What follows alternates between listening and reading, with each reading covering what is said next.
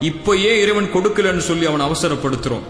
தகுதியான நேரத்துக்கு முன்னாடி தகுதி இல்லாத விஷயங்கள் கிடைக்கிறது அருட்கொடை இல்லைங்க, அது சுமை, மேலும் ஆபத்து. ஒரு தந்தை செல்வந்தர், அவர் செல்வந்தங்கிற காரணத்துக்காக 6 வயசு பையன் விலையுயர்ந்த காரை ஓட்ட கேட்கிறாங்கிறதுக்காக கொடுக்க மாட்டார். ஏன்?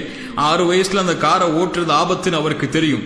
ஒரு தந்தைக்கே இந்த அக்கறை இருக்குன்னா 99 மடங்கு தந்தையை விட அன்பு வச்சிருக்கக்கூடிய நம்மளை படைச்ச இறைவன் நமக்கு எந்த நேரத்துல கொடுக்கணுங்கிறத தெரியாமையா இருப்பா? அவன் சொல்றதெல்லாம் காத்திருக்கக்கூடிய நேரத்துல அனுமதிச்ச முறையில இந்த வாழ்க்கையில முயற்சி செய். வரக்கூடிய சோதனைகளை இறை உதவியோடு முறியடி. எதிர்காலம் நீ நினைக்கிறத விட சிறந்த முறையில் அமையுங்கிற விஷயத்தை மட்டும்தான். இந்த உலகத்துல 2 மனுஷங்க இருக்கிறாங்க.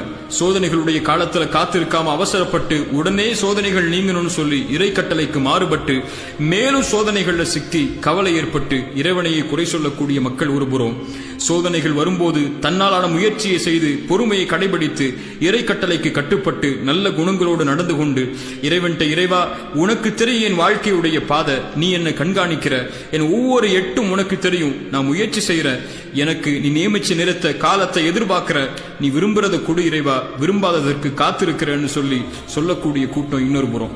இதுல எந்த கூட்டத்துல நம்ம இருக்கோங்கிற கேள்விதான் இந்த நேரத்துல நமக்கு தேவை.